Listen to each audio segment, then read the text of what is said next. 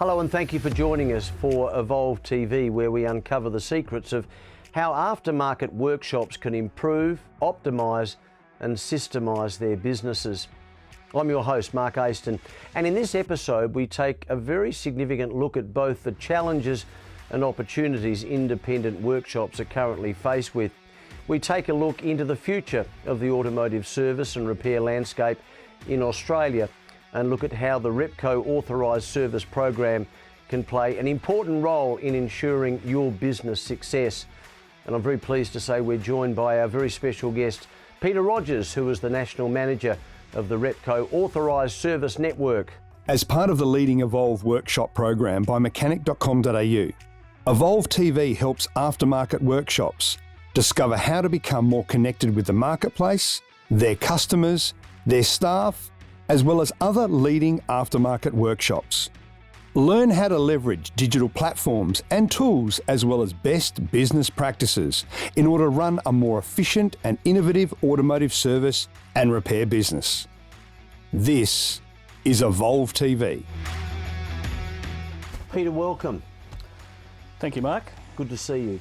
Thanks for the invite. I want to talk about independent workshops. What changes have you seen over the last 10 years? In independent workshops over the last 10 years, I think the obvious one is vehicle technology and the need to keep pace with everything from advanced driver assist systems to now electric vehicles. You know, that's been an ever-evolving change over many years, but it's really starting to ramp up now. So that would be the standout for me, and that would be no surprise to anybody in the industry, I don't think. The digital landscape, Mark, in the last 10 years, again, it's really starting to ramp up, and not just on the business to consumer elements of that, the digital marketing and the Google sphere, etc., but also in how we operate as independent workshops and our workflows and our business to business connections in the digital landscape. So that would be another area, I think, if we're looking at a sort of 10-year window. Is that frightening for some people? I think it's challenging for some people. Perhaps overwhelming? Yeah, to a degree. Just the pace of change in that area as well. The other area that I've observed that has changed in independence, and this is something that probably doesn't get much focus or attention, but it's clear that workshops have come a long way with their standards of presentation and standards of operation in that period of time. We've really grown up, I think, and continue to grow. It's not that long ago where a customer would walk across the workshop floor to an old school desk down the back of the workshop to book the vehicle in, and those days are long gone. That holds us in good stead for the future, and we've got a bit to be proud of here in this country. I get to travel and see some other regions, and our independent workshop, broadly speaking, and the progress that we're making is, if not as good as anything else I've seen in the world, it's better. Yeah, that style of workshop, that was big a number of years ago, wasn't it? That's exactly the sort of image that you painted it beautifully. Yep. And clearly that needed to change. Although, in a way, it was sort of quite quaint, wasn't it? It was sort of inviting in a way, but it's just not acceptable now. There's still authenticity about independent repairers. We provide good value for money. We are family orientated usually because we're family owned businesses, and that still reflects in the type of customer service that we provide. But so those types of standards were kind of looked past because it was the quality of the technician and the quality of the job which was most important. Yeah. And to a degree that still stacks, but I think you can put all the Qantas stickers you like on an old DC3 or a Tiger Moth. Absolutely. Only enthusiasts are going to fly in them. You need to have a level of presentation that generates trust in what you do. Yeah. It's interesting you say that, because I'm just thinking back, even the mechanics back in those days had a look about them, which has changed. Yeah. Whether it be through uniforms or just the making sure that it's not an oily rag hanging out of the pocket of some beaten up overalls. That's what I was thinking about. Yeah, absolutely. There is that sort of image and that stigma that I think we've we've stepped away from, and that's a good thing. It's a good thing for our industry both now and into the future. Yeah. Is it getting harder for those who are running these businesses? Is it getting more difficult? It's always been difficult. I don't think it's an easy industry to operate in physically, but in terms of operationally, yes, I think it's harder today than it's ever been. It's probably going to get harder into the future. I said before that vehicle technology and the level of investment in equipment and data and information is a challenge, but also the complexity of running a business as well, particularly if you employ people. That is getting harder and continues to be a pain point for workshop owners. And I know, I understand that what we're doing it's all about support. It's all about helping people. So I guess my question there is, if it is overwhelming, if it is difficult, if it is challenging, then the more support that they get, the happier and the more comfortable that they'd feel. Yeah, look, I'm on the board of the Aftermarket Association here in Australia for automotive, and that's something that we're always cognizant of, is how can we support the industry without the independent sector. This industry landscape changes dramatically for the worse. So yeah, in whatever forms that support takes, we're big advocates for it. Access to information, access to resources and education and training, all those types of things are really important to us. So. Well, now that you've mentioned that, I think it's the perfect time for us to perhaps have a crystal ball in front of us, or more specifically, a crystal ball in front of you. When you sit on that board, you look forward. What do you see? We do, as a board, as every good operation should do, and I'm sure each business should be doing. Certainly looking forward, we're going to see continued advancement in vehicle technology, and the vehicle car park is obviously going to change. There's lots of speculation about how quickly that will happen, but with policy changes and consumer preferences leaning towards an EV future, we're going to see a lot more of that and other technologies, as in whatever may occur from a safety and propulsion and fuel situation. The vehicles of today are going to be very difficult tomorrow.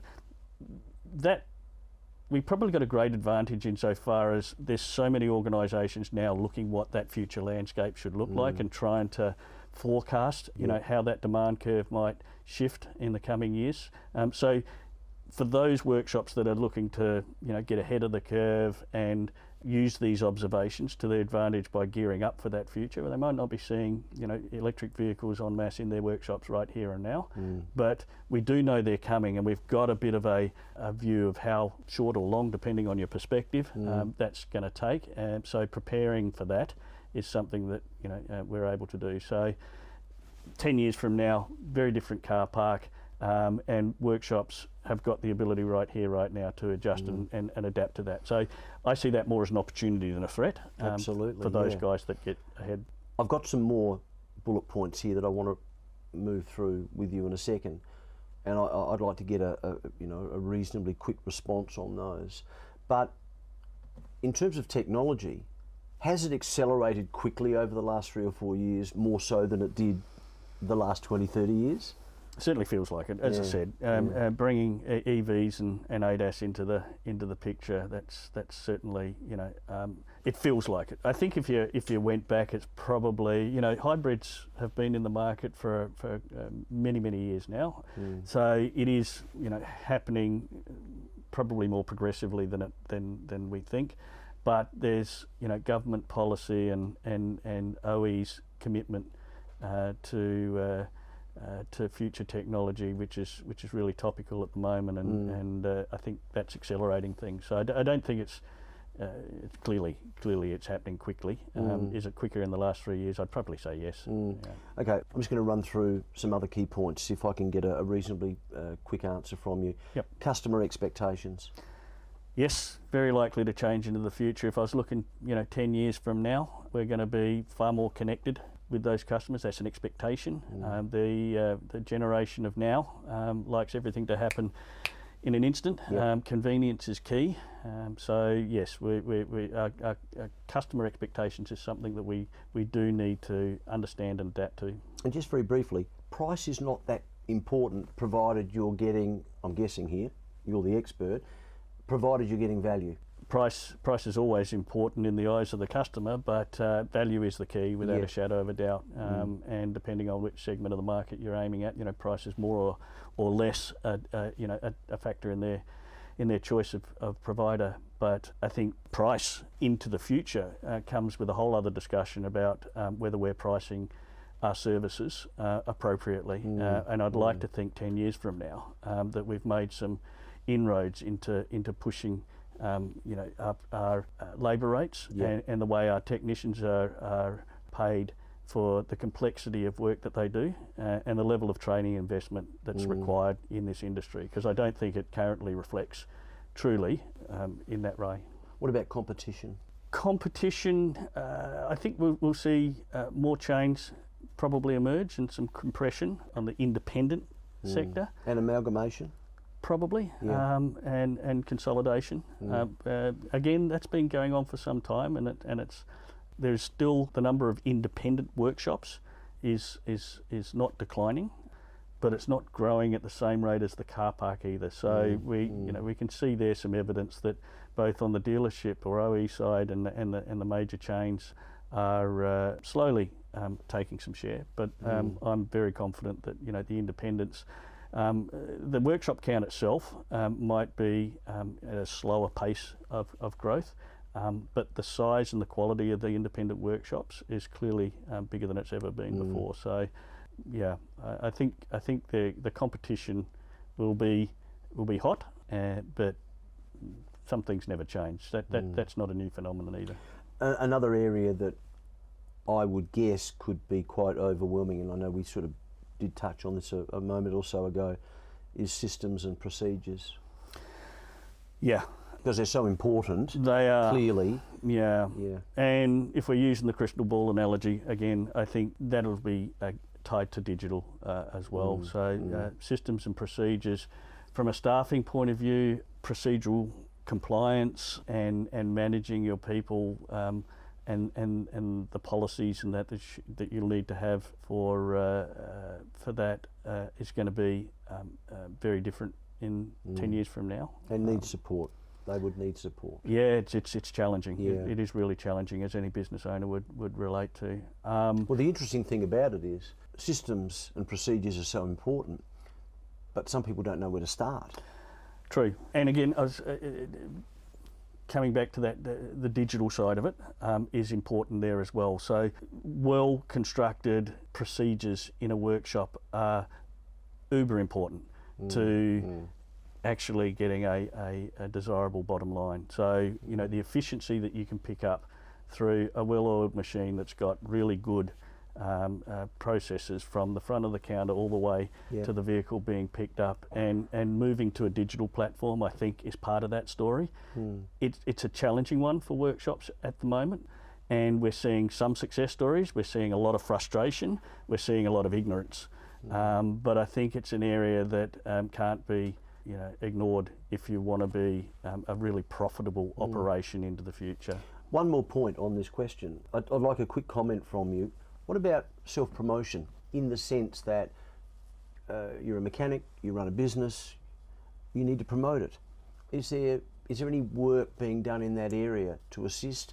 And in a general sense, so it's a two-pronged question, in a general sense, do you feel as though most small independents are perhaps not up to speed when it comes to promoting their business, apart from word of mouth? Well, word of mouth has traditionally always been the way an independent workshop has promoted themselves. You do a good job, you get a better job. You look after a customer. Yep. They will. They'll tell the world about it. Family and friends are an important part of the mix. Right here, I'm really pleased with the way certainly the members within our network promote themselves. Good. And the way they operate in their local communities, and particularly as we get out into regional Australia, some of the local mechanics are They might be involved in motorsports or other parts of the industry. They're quite the celebrity in their own little world. So yeah, I don't see a pressing need for that. Yeah. So you're always going to need to market your business.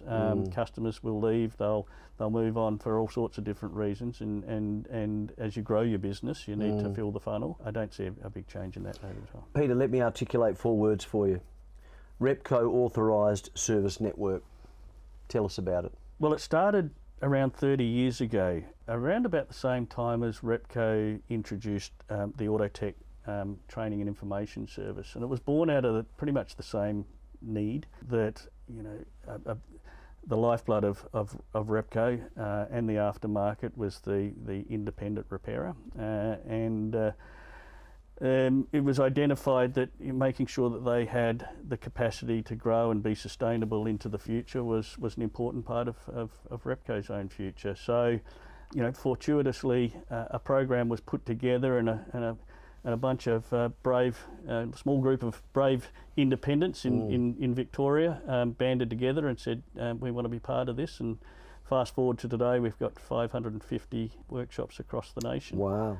60% in regional Australia, which we're really proud of. It makes our nationwide warranty, you know, really mean something.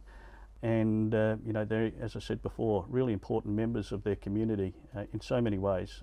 You know, supporting locals. If it wasn't for them, some of them would have to travel 300 kilometres to get to a dealership, and you know, so that's where we sit today. It's a formidable network in its own right, from humble beginnings, and it's certainly achieving the aim of what we set out to do in the very early days, and that's support the growth and viability and sustainability of small independent workshops. And it's a group of family businesses. It is, at its very heart. It's family-owned businesses. Yeah. There's a soul there. Yeah, looking after family cars, and those vehicles are needed in those families to be safe and reliable. So it's a joy to be part of that. It's a great little DNA that we call ourselves a family at RAS when they get together, and it's not just you know, paying lip service to that. It really has got a family feel to it. Yeah, absolutely.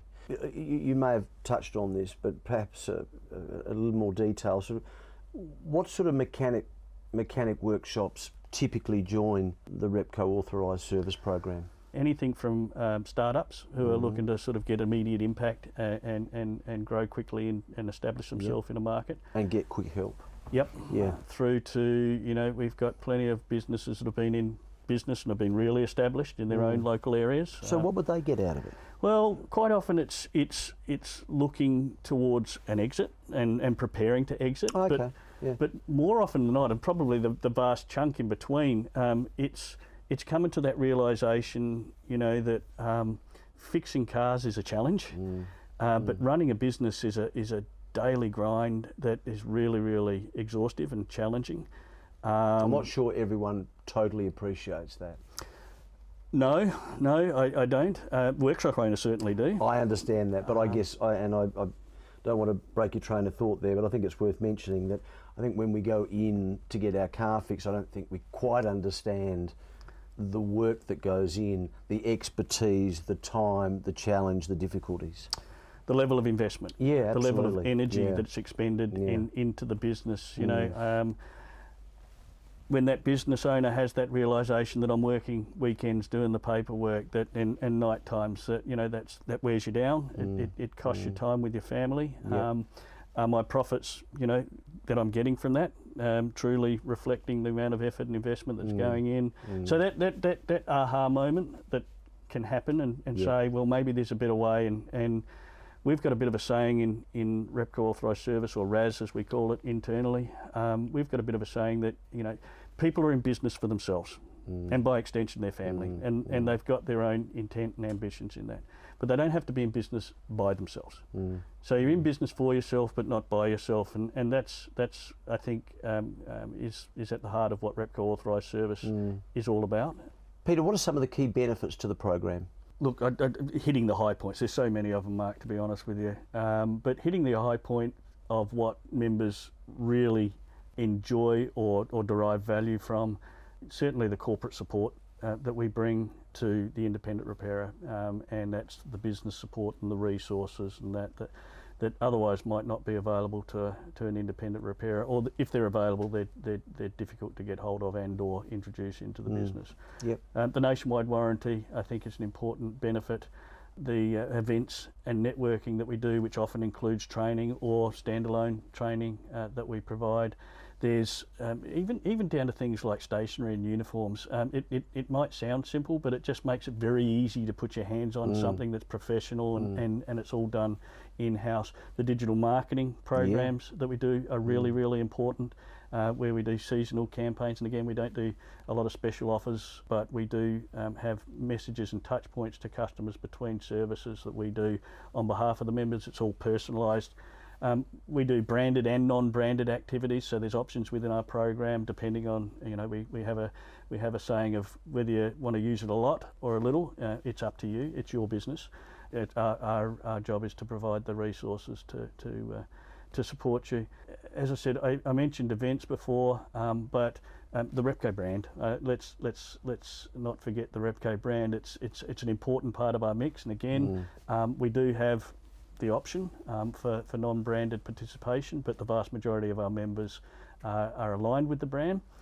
It supports their business. It's Repco Authorised Service. It's not Repco Service, and Mark's Mechanics is the brand that we promote in the local area, supported by this iconic Australian brand, and our partnership with Supercars has been really spectacularly successful in recent times, and it's an important part of our brand presence here in Australia, and the halo effect that goes over our member businesses is pretty important. So I'd see that, and I think all our members would relate to that's a very important benefit. You mentioned the word family, and it is important. I mentioned tribe and group and stuff like that, but family is a far better way of explaining it.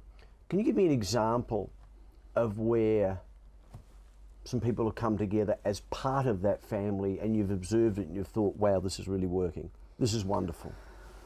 I know it's a question without notice. No, it's a good one, and it's probably where I get my most joy in the role that I'm in, is, apart from the commercial aspects, is seeing the connection between, particularly where it's intergenerational. Good point. So we've got people that have been in our network. We're really fortunate. The length of time that our members are in is enormous.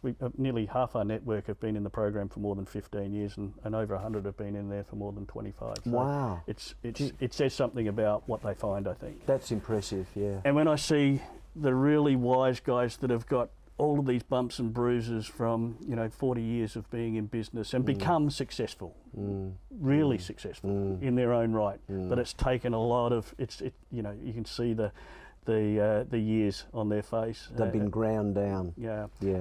To be able to take under their wing somebody that's starting out and see themselves in that person, and then compress that ride for them by just mentoring and providing guidance and almost providing a bit of a shortcut to that destination is really pleasing. And then we get community groups that would have otherwise been competitors in sort of local areas, local townships. Suddenly they're working together, and the power of that is quite immense. Well, I think that you should be congratulated on the fact that they're working together. That's a huge win.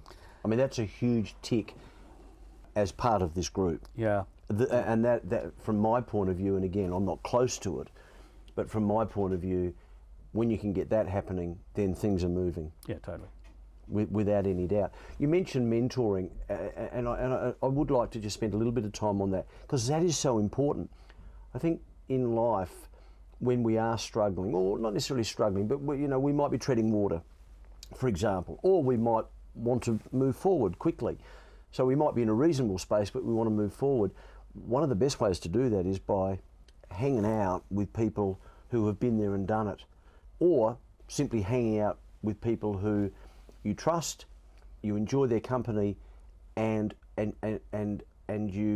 you can feed off their experience. I'm presuming that's all part of this. Yeah, certainly within our network and in others as well. And it's a valuable part. I think peer-to-peer learning, growth, mentoring, providing motivation, just a little bit of faith that they've either done it or they're trying to do it, and I'm doing the same thing.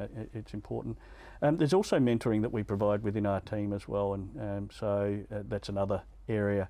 We've got 10 business development specialists as a part of our broader team that support our membership, and some of those are ex-business owners in their own right, or come from industries with their experience is quite relevant, and so we're able to. I think it's not we'll show you how to do things. We'll connect you almost like a personal trainer in a business. You've got your ambitions about getting fit. We can't do that for you or create. You've got to do that for yourself. But we can provide some advice on this might be the right piece of equipment or resource or program for you, and we do that really well.